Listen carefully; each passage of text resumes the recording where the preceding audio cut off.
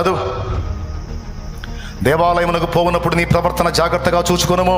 బుద్ధిహీనులు అర్పించినట్లుగా బలి అర్పించుట కంటే సమీపించి ఆలకించుట శ్రేష్టము. దేవుని మందిరమునకు పోవునప్పుడు నీ ప్రవర్తన జాగ్రత్తగా చూచుకొనుమన్నాడు. దేవుని మందిరాన్ని అడ్డం పెట్టుకొని అక్రమాలు, అవినీతి కలాపాలు చేసినందున కొంతమంది ఎంత శాపగ్రస్తంగా బలైపోయారో నా కళ్ళారా నేను చూశా.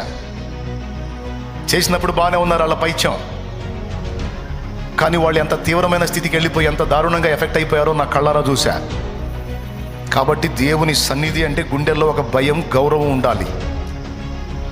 దేవుని సన్నిధి దాని పవిత్రతను కాపాడాలి. పరిచర్య చేసేవాళ్ళైనా స్త్రీలు పురుషులతోనే సంభాషించాలి, స్త్రీలు స్త్రీలతో సంభాషించాలి. యవనస్తులు చూసి సగిలించుకుంటా కోతి వేషాలు వేయకూడదు. దురాలోచనలతో దేవుని మందిరానికి రాకూడదు. దురాలోచనలు నెరవేర్చుకోవడానికి దేవుని మందిరాన్ని వాడకూడదు.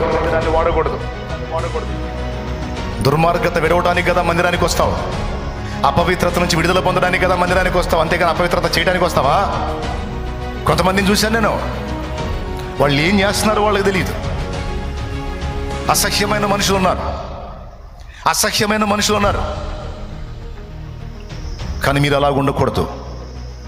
దేవుని సన్నిధి అంటే భయం ఉండాలి. ఎందుకంటే ఆయన నిలిచే స్థలం, పరిశుద్ధాత్మ సంచరించే స్థలం, అది పవిత్ర స్థలం.